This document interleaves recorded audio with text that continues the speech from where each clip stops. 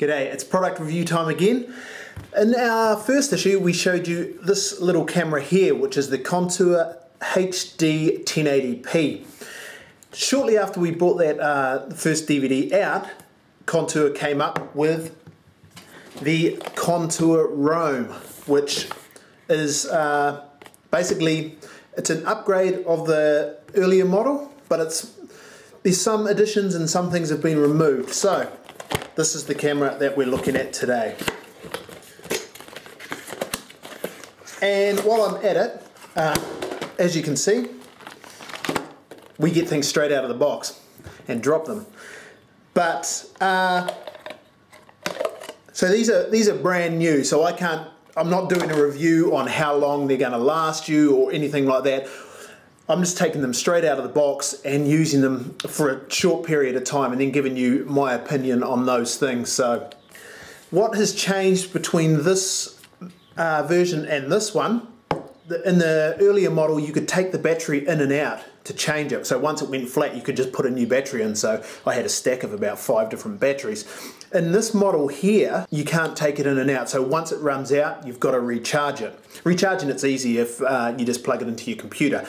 But the thing that I don't see it as a minus in the sense that the battery that is in here, whereas with the last model the battery would last you about an hour, the battery in here will last you for around 3 hours. They run on micro SD cards, and the one that I've got in here is a 32 gig, which will get you about 8 hours worth of footage. So when your battery only lasts for 3 hours, you don't really need a 32 gig card. You could get a small one. The other thing that has changed on this is it now has a wider lens. So this lens has gone from being 135 degrees to 170. And if you think 170 degrees, 180 degrees is like if you could see straight out the side of your head. 170 isn't far off that, so it's got a really wide field of vision. So you'll see on some of the shots that I've taken when I'm looking at something that should be straight up and down, it's actually warped a little around the edges. And that is what will reduce the amount of shaking you get when a dog has it on. So I've made up a little harness for me dog and I'm going to get some footage with that, show you a bit of that. I recorded this back home in New Zealand as I got the camera too late to use it in Australia. And one thing with my dogs, and it being winter here, their fur is quite long, so it kind of gets in the way of the camera a little bit. This little bit here is where the dogs I think first picked up some scent, and I've got the 2 camera views so that you can see where I'm filming from across the ridge as the dogs are tracking down. And this is Rocky hunting with a dog that he hasn't actually hunted before, so I think there's a little bit of competition going on there as well. But when you watch both screens you can see the difference when he's running and when he slows down, just the different view. And again, yeah, you can see that fur there, so if that was out, I think I should have either shaved him or with a dog with shorter fur, like most of the ones that we hunt with in Australia, I think it'll be a lot better. So yeah, it's just giving you the 2 views so you can see how bad it can be when he's running. You wouldn't want too much of it, but when he slows down you do get a bit. So I definitely think there's potential here to use a little bit. So yeah, dog's gone through the fence and out of our view. We're still a fair way away. Made their way down the ridge and eventually banged into a pig. But when I say banged in, it's about what it looks like when they do hit it. So yeah, there he goes there.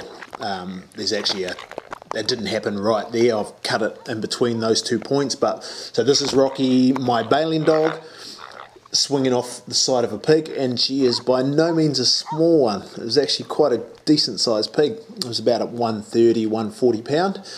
The other dog was barking, but for about 20 minutes my bailing dog never let it go, the little mongrel.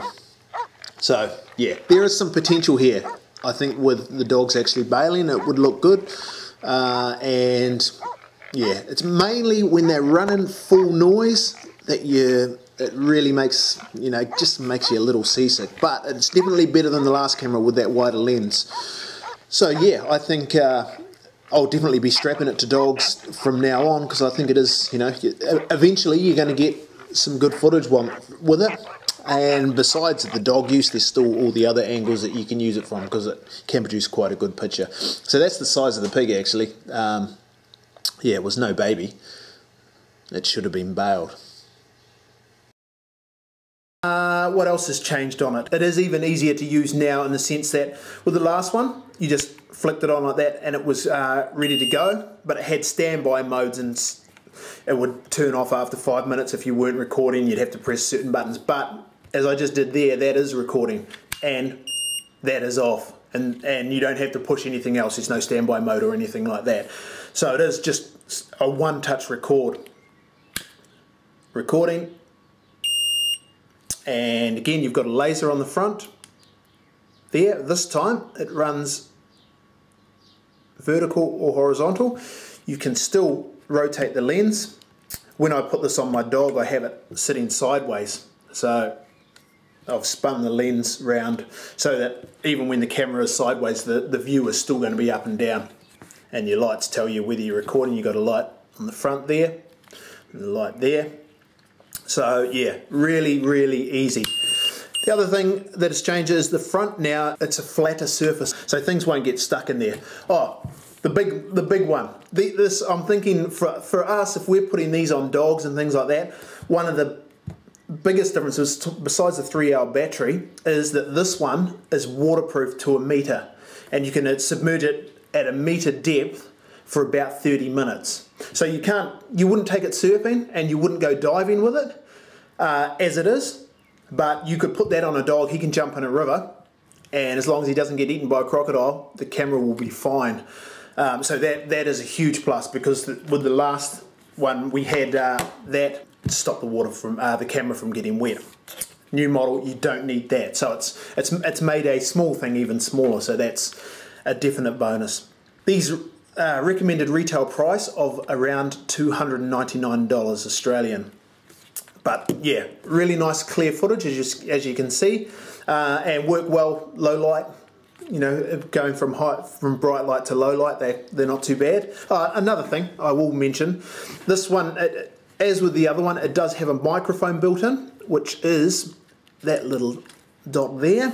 But I would have to say they may as well have not bothered. You won't hear any sound on any of our DVDs using that, because it's just rubbish. You've got to turn it up so loud, and I just about had to triple up on the audio tracks just to try and get it to where you could hear it. My main thing with this is it's a backup camera, which just gets some unusual angles, things that, you know, just a different viewpoint that you wouldn't normally get with a normal size camera, from the dog, on the truck, you know, all those sorts of things. So yeah, I do really like this. It's got some potential.